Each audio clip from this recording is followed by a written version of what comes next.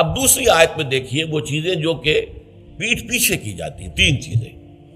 یا ایھا الذین آمنوا اجتنبوا کثیرا من الظن، اے ایمان والو زیادہ ظن سے بچو. اور مراد یہاں پر کیا ہے؟ زیادہ سوء ظن سے بچو. حسن ظن کے بارے میں تو حضور کی حدیث ہے کہ حسن ظن جو ہے وہ تو عبادت میں سے ہے. حسن الظن من حسن العبادہ، یہ حضرت ابو ہریرہ سے روایت ہے، اور یہ مسند احمد ابن حنبل میں بھی ہے اور سنن ابی داؤد میں بھی ہے، ان کے حوالے سے مشکات میں بھی ہے. اس اعتبار سے حسن ظن تو مسلمان کا وصف ہے، سب سے حسن ظن رکھو، الا یہ کہ کوئی شخص ثابت کر دے کہ میں حسن ظن کے قابل نہیں ہوں، پھر آئندہ کے لیے محتاط رہیے آپ. لیکن کسی سے کوئی معاملہ شروع ہی سے بدظنی پر نہ کیجیے، سوء ظن پر نہ کیجیے. مجھ سے کہا تھا ایک صاحب نے جو یہاں اس وقت یہاں کا جو کونسلیٹ ہے، امریکن کونسلیٹ، اس میں پولیٹیکل سیکریٹری تھے، وہ میرے پاس آئے تھے خلافت کے بارے میں معلوم کرنے کے لیے کہ یہ خلافت کا آپ نام لے رہے ہیں، اس سے مراد کیا ہے. تو وہیں پھر گفتگو ہوئی کہ کانسٹیٹیوشنز کے اندر جو میکینزم رکھے جاتے ہیں، چیکس اینڈ بیلنسز، اس نے کہا ہم تو یہ سمجھتے ہیں، ہم نے اپنا دستور اس بنیاد پر بنایا ہے کہ ہر شخص چور ہے، ہر شخص بے ایمان ہے، اور ہمیں اس کا سد باب کرنا ہے. بڑے سے بڑا آدمی ہو، بڑا نیک ہو، ایماندار ہو، اس کے بے ایمان ہونے میں دیر نہیں لگتی. لہذا ہم نے تو اپنا دستور بنایا ہے کہ ہر جگہ پر چیکس ہوں، بیلنسز ہوں، اور کہیں بھی اختیار جو ہے اتنا نہ ہو جائے کہ کوئی شخص اگر بگڑ جائے تو اس کے ہاتھوں جو ہے وہ قوم کی اور ملک کی اور پوری ریاست کی مٹی پلید ہو جائے. یہ اسلامی اصول نہیں ہے. اسلامی اصول یہ ہے ابتداءً آپ کا معاملہ کسی سے بھی ہو حسن ظن کی بنیاد پر ہوگا، لیکن یہ کہ اگر اس نے آپ کے حسن ظن کو زخم پہنچائی، ٹھیس پہنچائی، ثابت کر دیا کہ میں حسن ظن کے قابل نہیں ہوں، تو اب آپ سوء ظن معاملہ کر سکتے ہیں. الحزم فی سوء الظن، یہ کہاوت ہے. احتیاط اسی میں ہے کہ سوء ظن سے کام لیا جائے، اس لیے کہ آدمی بچنا چاہتا ہے، لیکن جیسا کہ میں نے عرض کیا ابتدا کرنا سوء ظن سے یہ اسلام میں پسندیدہ نہیں ہے. لیکن یہاں دیکھیے فرمایا اجتنبوا کثیرا من الظن، زیادہ ظن سے بچو، ورنہ اس لیے کہ ظاہر بات ہے کہ ظن سے بالکل چھٹکارا تو ممکن نہیں ہے. پچھلی نشست میں ایک صاحب نے سوال کیا تھا کہ شک میں اور ظن میں کیا فرق ہے. شک یہی ہے کہ ایک انسان کے بارے میں انسان سوچے کہ کہیں یہ کام نہ کر بیٹھے، میں اعتماد تو کر رہا ہوں، کہیں یہ میرے اس اعتماد کو ٹھیس نہ پہنچائے. اور سوء ظن جو ہے وہ یہ ہے کہ انسان جو ہے بغیر کسی اسباب کے، بغیر کسی عوامل کے، کوئی سرکمسٹانشل ایویڈنس نہیں ہے اور خام خواہ کسی کے بارے میں برا ظن قائم کر کے بیٹھ جائے. وہ گویا کہ فیصلہ ہوتا ہے، سوء ظن جو ہے وہ فیصلہ ہو جاتا ہے کہ مجھے اس شخص کے ساتھ معاملہ سوء ظن کے ساتھ کرنا ہے. یہ نہیں، البتہ شک کا پیدا ہو جانا یہ کوئی بری بات نہیں ہے، انسان ذرا سا احتیاط کا پہلو مربوط رکھ لے. تو فرمایا یا ایھا الذین آمنوا اجتنبوا کثیرا من الظن ان بعض الظن اثم، یقیناً بہت سے ظن گناہ کے درجے میں آ جاتے ہیں. آپ نے ایک شخص کے بارے میں رائے قائم کر لی، یہ برا آدمی ہے، یہ غلط آدمی ہے، یہ تو میرے درپے ہے، میرا دشمن ہی ہے، میری جڑ کاٹتا ہی رہتا ہے، حالانکہ ایسا نہیں ہے. نتیجہ کیا ہوگا؟ آپ کا طرز عمل اپنے سوء ظن کی بنیاد پر ہو جائے گا. ہر وقت جو ہے آپ کے طرز عمل سے ظاہر ہوگا وہ سارا آپ کے اندر جو بھرا ہوا مواد ہے، اور اس سے ہو سکتا ہے دوسرے شخص کی خامخواہ دل شکنی ہو، اس کے احساسات مجروح ہوں، اور تمہارے حصے میں اللہ کی طرف سے، اللہ کی جانب سے اعمال نامے میں گناہ کا اندراج ہو جائے کہ ایک شخص کے خلاف خامخواہ اس نے سوء ظن کیا، جبکہ اس کے لیے کوئی آثار نہیں تھے، اس کے لیے کوئی بنیاد نہیں تھی. تو ان بعض الظن اثم، بعض ظن جو ہے وہ تو گناہ کے درجے کو پہنچ جاتے ہیں. نمبر 2 بات جس سے روکا گیا اس آیت میں، ولا تجسسوا، تجسس نہ کرو. اب تجسس کیا ہے؟ چھان بین کرنا، تفتیش کرنا. ظاہر بات ہے کہ بعض معاملات میں تو یہ ہماری ضرورت ہے. تجسس سے تو ظاہر بات ہے کہ کوئی چارہ کار ہی نہیں ہے. آخر مجرموں کی تفتیش ہوتی ہے تو تجسس اس میں ہوتا ہے.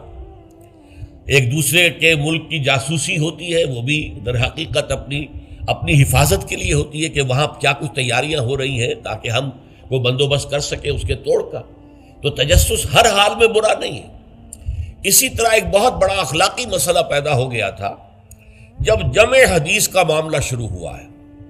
آپ کو معلوم ہے کہ حضور نے اپنے حیات طیبہ کے دوران تو احادیث کو لکھنے سے روک دیا تھا. آپ کا حکم تھا لا تکتبوا عنی الا القرآن، مجھ سے کوئی شے نہ لکھو سوائے قرآن کے، اس لیے کہ اندیشہ تھا کہ گڑبڑ نہ ہو جائے کہیں. جیسے کہ آپ کو معلوم ہے کہ انجیل میں حضرت مسیح کا کلام، حضرت مسیح کی سیرت اور انجیل جو حضرت مسیح پر نازل، سب گڑبڑ ہے آپس میں. یہ بتانا مشکل ہے کہ کون سی اس میں وحی ہے، کون سا حضرت مسیح کا اپنا ذاتی کلام ہے، اور کون سی در حقیقت جو ہے اللہ تعالیٰ کی طرف سے وحی آئی ہے، اور کون سے صرف واقعات ہیں حضرت مسیح کی سیرت کے. مشکل ہے. یہی کام ہو سکتا تھا اگر ان چیزوں کو گڑبڑ کر دیا جاتا ہے. اللہ کے فضل و کرم سے اسلام میں کیا ہوا ہے؟ قرآن علیحدہ معین، بالکل معین، پھر احادیث حضور کے اقوال و افعال کو جمع کر دیا، وہ علیحدہ معین، پھر فقہ مرتب ہوئی اور اس کو بھی ترتیب دے دی گئی، سیرت علیحدہ مرتب ہوئی. سیرت میں عام طور پر ان احادیث کو بھی قبول کر لیا گیا، روایات کو جو زیادہ مضبوط نہیں ہے، زیادہ مستند نہیں ہے. حدیث کی کتابوں میں ان روایات کو قبول نہیں کیا گیا، کیونکہ حدیث سے احکام نکلنے ہیں، شریعت کا منبع بنے گی حدیث، لہذا یہاں جو ہے بڑی چھان بین کی ضرورت تھی. تو جب محدثین نے یہ چھان بین شروع کی راویوں کے بارے میں، فلاں شخص نے فلاں سے روایت کی، اب وہ جاتے تھے اور پتہ کرتے تھے ماحول میں اس شخص کا کردار کیسا ہے، اپنے ماحول میں اسے کیسے پہچانا جاتا ہے، ایک نیک اور شریف اور سچے انسان کی حیثیت سے یا جھوٹے اور دغاباز انسان کی حیثیت سے. اس کے لیے تفتیش کرتے تھے، کیونکہ اگر اس کا کردار اچھا نہیں ہے، اگر اس کی شہرت اچھی نہیں ہے، تو پھر ہم اس سے حدیث نہیں سنیں گے. کیا پتہ اس نے اس حدیث میں ملاوٹ کر دی ہو، کیا پتہ اس نے خود اپنے جی سے گھڑ لی ہو. تو یہ احتیاط کی گئی. اس پر بعض لوگوں نے جو درویش قسم کے تھے، نیک لوگ تھے، انہوں نے کہا یہ تم قرآن کے خلاف کر رہے ہو، لا تجسسوا. قرآن تو کہتا ہے کہ تجسس مت کرو، لوگوں کے حالات کی تفتیش و چھان بین نہ کرو. تو جواب دیا گیا نہیں، یہاں یہ در حقیقت ایک دینی ضرورت کے طور پر ہے، اور جواب بھی اسی صورت سے دیا گیا.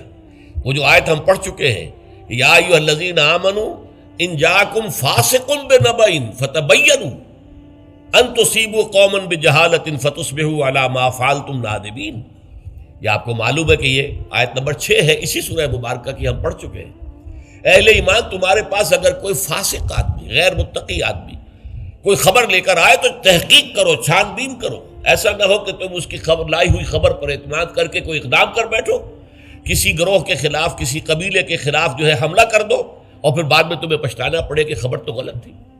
تو اس دلیل سے پھر محدثین نے کہا یہ ہمارے لیے ایک دینی ضرورت کے طور پر کہ احادیث نبویہ سے شریعت کے احکام نکالے جائیں گے. تو ہم دیکھ لیں جو حدیث پیش کر رہا ہے اس کا کردار کیا ہے، اس کی سیرت بھی ہے کہ نہیں. اسی لیے ایک بہت بڑا علم انسانی تاریخ میں، یہ علم سوائے محمد صلی اللہ علیہ وسلم کی ذات مبارکہ کے اور کسی شخص کے بارے میں نہیں ہوا، جسے کہتے ہیں الرجال. یہ علم الرجال جو ہے کہ تمام جو صحابہ تابعین ان کی شخصیتوں کا پورا تجزیہ یہ کر دیا گیا.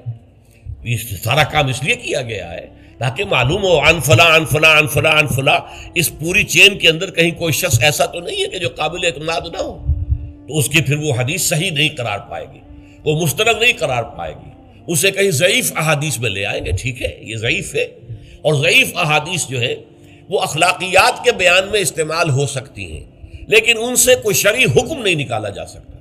شرعی حکم کا استنباط جو ہے وہ صحیح اور پختہ اور مستند احادیث سے ہوگا. تو یہ ہے تجسس کے بارے میں. البتہ جس چیز سے روکا گیا ہے وہ کیا ہے؟ بعض لوگوں کے مزاج ہوتے پرورٹڈ. جیسے آپ کو معلوم ہے کہ مکھی جو ہے وہ گندگی کی تلاش میں رہتی ہے، گندگی پر بیٹھے گی. کچھ لوگوں کا مزاج ایسا ہو جاتا ہے کہ وہ اس تلاش میں رہتے ہیں، ٹو میں رہتے ہیں، کہیں کوئی بری بات انہیں ملے تاکہ لے اڑیں اسے، اس کا پرچار کر دیں، اسے عام کر دیں. کہیں سے کسی شخص کی کسی غلط حرکت کا علم ہو گیا اور اس کو لے کے اب عام کر رہے ہیں، پھیلا رہے ہیں لوگوں کے اندر. یہ جو ہے تجسس اس لیے کرنا کہ آپ کے ہاتھ میں کوئی سکینڈل بنانے کا کوئی مواد آ جائے، کوئی طریقہ ایسا ہو جائے. تو یہ جو مکھی کی ذہنیت اور مزاج رکھنے والے لوگ ہیں، یہ ان کو روکا جا رہا. تجسس نہ کرو، بلکہ کہا گیا ہے کہ اگر تمہارے کسی بھائی کا عیب تمہارے سامنے کھل جائے تو پردہ ڈالو. تم اگر دنیا میں اپنے کسی بھائی کے عیب کی پردہ پوشی کرو گے تو قیامت کے دن اللہ تعالیٰ تمہارے عیوب کی پردہ پوشی کرے گا. اور اگر تم دنیا میں اپنے بھائیوں کی پردہ دری کرو گے تو اللہ تعالیٰ تمہیں رسوا کرے گا تمام لوگوں کے سامنے قیامت کے دن. تو یہ تجسس جو ہے یہ برا ہے. بعض لوگوں کا مزاج ہوتا ہے، یہ دو بھائی جو ہیں ان میں کبھی جھگڑا نہیں ہوا، کیا بات ہے، اب وہ اندر جا کے ٹو لے رہے ہیں، کہیں سے کوئی مسئلہ نکال لیا، اس سے بھڑکایا تاکہ لڑیں آپس میں، اور پھر یہ کہ وہ بھس میں آگ لگا کے جمالو دور کھڑی تماشا دیکھ رہے ہیں کہ یہ لڑ رہے ہیں آپس میں۔ تو اس طرح کی پرورٹڈ جو ہے بس شدہ شخصیتیں ہوتی ہیں بالفعل لوگوں کے اندر، اور یہ کن میں ہوتی ہیں؟ جن کے سامنے زندگی کا کوئی اعلیٰ نصب العین ہے ہی نہیں، کوئی اونچا آدرش ہے ہی نہیں، کوئی ہائی آئیڈیل ہے ہی نہیں۔ جن کے سامنے کوئی اونچا نصب العین ہے، وہ ہائی آئیڈیل ہے، وہ آدرش ہے بہت اونچا، وہ تو اس کام میں لگے رہتے ہیں، وہ ان چھوٹی چیزوں کی ان کو اس کی طرف متوجہ ہونے کا ان کے پاس وقت نہیں ہوتا۔ لیکن جن لوگوں کی زندگی کے اندر وہ اونچائی کی طرف تو کوئی رجحان ہے ہی نہیں، تو ظاہر بات ہے وہ تو پھر زمین ہی کے اندر دیکھیں گے، کیڑے مکوڑے انہیں نظر آئیں گے، یا گندگی جو ہے وہ اس کے بارے میں جو ہے اس کو لے اڑیں گے پھر بعد میں۔ اور تیسری چیز ہے وَلَا يَغْتَبْ بَعْضُكُمْ بَعْضًا، نہ ہی تم میں سے کوئی کسی دوسرے کی غیبت کرے۔ اب غیبت کیا ہے؟ کسی شخص کی غیر موجودگی میں اس کی کوئی برائی بیان کرنا، یہ غیبت ہے، یہ ہے اس کی ٹیکنیکل ڈیفینیشن۔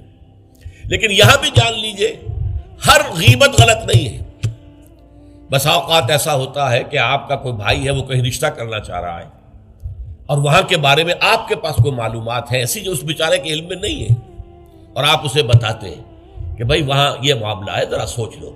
تو اس میں در حقیقت غیبت نہیں ہے، بلکہ یہ اپنے اس بھائی کو کسی برائی سے بچانے کی کوشش ہے۔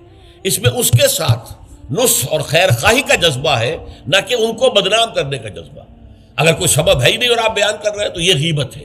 لیکن اگر معاملہ اس طرح کا ہے تو ظاہر بات ہے اسی طریقے سے کوئی کسی قوم کے رہنما ہیں اور بڑی شخصیتیں ہیں، اب ان کے بارے میں یہ ہے کہ پبلک میں اگر آپ کو ان پر تنقید کرنی پڑے تو اس کے اندر بھی دیکھا جائے گا کہ وہاں اس کا ہونا ضروری نہیں ہے، وہ تنقید جو ہے آپ ملک اور قوم کی مصلحت میں کر رہے ہیں۔ تو گویا کہ اس طریقے سے غیبت کی ہر شکل جو ہے وہ حرام نہیں ہے۔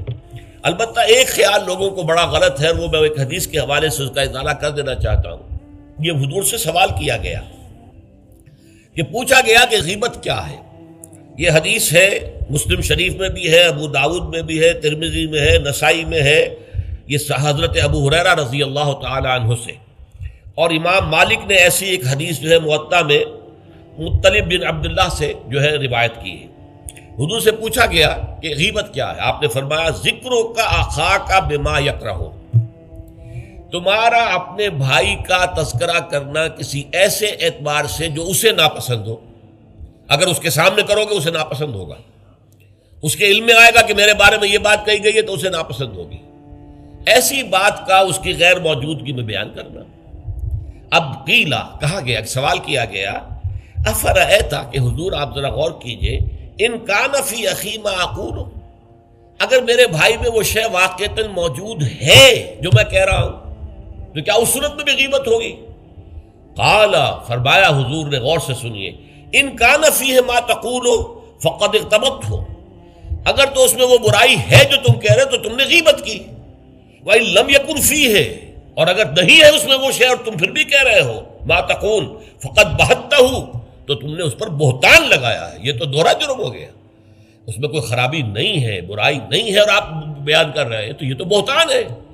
البتہ کسی میں کوئی برائی ہے، خرابی ہے، نقص ہے، تو یہ در حقیقت جو ہے آپ کا اس کی غیر موجودگی میں بیان کرنا یہ غیبت ہے۔ تو اس اعتبار سے غیبت کی جو برائی ہے اس کو اچھی طرح سمجھ لیجئے، اور یہ ہمارے معاشرے کے اندر بہت پھیلی ہوئی ہے یہ شے۔ بلکہ یہ کہا جاتا ہے اور صحیح کہا جاتا ہے کہ وہ کئی کورسز کا ڈنر ہونے کے بعد جو ہے پھر جب گفتگویں ہوتی ہیں تو معلوم ہوتا ہے کہ سب سے زیادہ لذیذ ڈش جو ہے وہ ایک دوسرے کی غیبت ہے۔ اور ہوتا کیا ہے، شادی کا کہیں پر مجمع لگا ہوا ہے اور جو ہے وہ ابھی بارات نہیں آئی ہے یا کوئی اور مسئلہ ہے، بیٹھے ہوئے ہیں، تو جب 3 آدمی بیٹھے ہوں گے تو کسی اور کی غیبت کریں گے، اور جب ان میں سے ایک اٹھ کے چلا جائے گا تو اب یہ دونوں اس کی غیبت کریں گے۔ یہ ہمارے معاشرے کا عام رخ ہے، یہ ہمارا جو ہے یہ گویا کہ سب سے زیادہ ڈیلیشس ڈش جو ہے وہ غیبت ہے۔ تو اس کے لیے شدت کے ساتھ روکا گیا، اور اس کے لیے جو پھر تمثیل دی گئی ہے، اَيُحِبُّ أَحَدُكُم مَّن يَأْكُلَ لَحْمَ أَخِيهِ مَيْتًا فَكَرِهْتُمُوهُ، کیا تم میں سے کوئی شخص اسے پسند کرے گا کہ وہ اپنے مردہ بھائی کا گوشت کھائے؟ تو اس پر تو تمہیں گھن آ گئی، تمہیں بہت برا لگا۔ کوئی شخص گوارا کرے گا کہ اپنے مردہ بھائی کا گوشت کھائے؟ لیکن سوچئے کہ ایسی تمثیل کیوں دی گئی؟ یہ اللہ کا کلام ہے بغیر کسی ربط کے، تمثیل اور تشبیہ جو ہوتی ہے کسی ربط کی بنیاد پر ہوتی ہے نا، ورنہ تشبیہ اور تمثیل کا فائدہ کیا ہوا؟ ربط کیا ہے؟ جیسے ایک مردہ اپنے دفاع پر کے قابل نہیں ہے، آپ ادھر سے بوٹی کاٹ لیجئے ادھر سے بوٹی کاٹ لیجئے، پڑا مردہ ہے، آپ پوری اختیار کے ساتھ جہاں سے چاہیں اس کی بوٹی اڑا لیں۔ اگر وہ زندہ ہو تو وہ ہاتھ لگانے دے گا آپ کو جسم کے اپنے کسی حصے پر۔ بعین ہی یہ معاملہ ہے، آپ کا بھائی موجود نہیں ہے اور آپ اس کی عزت پر حملہ کر رہے ہیں، مانوی شخصیت پر حملہ ہے۔ اس جسم کی نسبت مانوی شخصیت زیادہ قیمتی ہے، زیادہ اہم ہے۔ آپ اس کی مانوی شخصیت پر، اس کی عزت پر حملہ کر رہے ہیں اور وہ قادر نہیں ہے دفاع کرنے پر۔ اگر وہ ہوتا اور بات کرتے، اور یہ چیز پسندیدہ ہے، اگر آپ پبلک کے اندر اس کے منہ پر کہیے بات تو معلوم ہوگا، بلکہ اس میں جو پسندیدہ ترین بات ہے وہ یہ ہے کہ کسی بھائی کا کوئی عیب ہے، علیحدگی میں جا کر بتاؤ، بھائی تمہارے اندر مجھے یہ نقص نظر آ رہا ہے، برا نہ ماننا، میں نے تمہاری اصلاح کے لیے کہا ہے، مجھے تم سے کوئی قد نہیں ہے، دشمنی نہیں ہے۔ یہ نہایت پسندیدہ بات ہے۔ اس کو کہا گیا المسلم و مرۃ المسلم، ایک مسلمان دوسرے مسلمان کے لیے آئینے کے مانند ہے۔ جیسے آپ آئینہ دیکھتے دیکھتے رہے یہاں کوئی داغ لگا ہوا ہے، دھبا لگا ہوا ہے، آپ اسے دھو دیتے ہیں، ہٹا دیتے ہیں۔ اسی طریقے سے ایک مسلمان کو اپنے مسلمان بھائی کے لیے آئینے کے مانند ہونا چاہیے کہ وہ اسے اس کی خرابیوں پر، اس کی برائیوں پر مطلع کر دے، لیکن یہ اطلاع جو ہے یہ ہوگی خلوص کی بنیاد پر، خیر خواہی کی بنیاد پر، اسے ذلیل کرنے کے لیے نہیں، اسے بدنام کرنے کے لیے نہیں، بلکہ یہ کہ اس کے سامنے علیحدگی میں، تنہائی میں بات کی جا رہی ہے۔ البتہ اس کی غیر موجودگی میں بات کی جائے وہ غیبت ہے، اور وہ بالکل صحیح تمثیل ہے جو قرآن نے استعمال کی ہے، صحیح ترین تمثیل ہے۔ اَيُحِبُّ أَحَدُكُمْ أَن يَأْكُلَ لَحْمَ أَخِيهِ مَيْتًا فَكَرِهْتُمُوهُ، کیا تم میں سے کوئی شخص پسند کرے گا اپنے مردہ بھائی کا گوشت کھائے؟ بالکل اسی طریقے سے وہ تمہارا بھائی جو محفل میں نہیں ہے، وہ اپنی عزت کے دفاع پر قادر نہیں ہے۔ اگر وہ ہوتا تو کہتا بھائی آپ غلط کہہ رہے ہیں، آپ کو مغالطہ ہوا ہے، بات یوں نہیں تھی یوں تھی، کوئی ایکسپلین کرتا، کوئی اپنا دفاع کرتا، کوئی اپنی شخصیت کا، اپنی عزت کا تحفظ کرتا، لیکن وہاں نہیں ہے وہ تو اپنے تحفظ پر قادر نہیں ہے۔ لہذا یہ غیبت در حقیقت مانوی سطح پر وہی شے ہے جو مادی سطح پر کسی مردہ بھائی کا گوشت کھانا ہے۔ فَكَرِهْتُمُوهُ، یہ تو تمہیں بہت برا لگا یہ بات، بلکہ اکثر لوگ کہیں گے کہ ایسی مثالیں جو ہیں، کیا ماذا اراد اللہ بہذا مسئلہ، ایسی تمثیل دینا، کہیں گدھے کی تمثیل دی گئی ہے قرآن مجید میں، وہ یہودی جن کے اوپر تورات کا تو بار تو لدا ہوا ہے، تورات پر عمل نہیں کرتے، تو ان کی مثال کیا ہے؟ کمثل الحمار یحمل اسفارا، وہ تو ایسے ہے جیسے کہ گدھا ہے، اس کی پیٹھ کے اوپر کتابوں کے انبار لگے ہوئے ہیں، گٹھری باندھ کر جو ہے مکالمات افلاطون لکھی ہوئی ہے، یا انسائکلوپیڈیا برٹانیکا کی گٹھری باندھ کے رکھ دی گئی ہے، اسے کیا فائدہ؟ اسی طرح سورہ اعراف میں کتے کی مثال دی گئی ہے، کہیں مچھر کی مثال دی گئی ہے، کہیں بکری کی مثال دی گئی ہے۔ تو مثالیں جو ہوتی ہیں وہ مانوی ربط کے اعتبار سے ہوتی ہیں، یہ نہیں دیکھا جاتا کس چیز کی مثال دی جا رہی، جس چیز کے لیے مثال دی جا رہی، مشبہ لہو اور مشبہ بہی، کس چیز کے ساتھ تشبیہ دی جا رہی ہے، کس لیے دی جا رہی۔ اَيُحِبُّ أَحَدُكُمْ أَن يَأْكُلَ لَحْمَ أَخِيهِ مَيْتًا فَكَرِهْتُمُوهُ وَاتَّقُوا اللَّهَ، اللہ کا تقوی اختیار کرو، اس لیے کہ سارے احکام کی روح جو ہے وہ تقوی ہے۔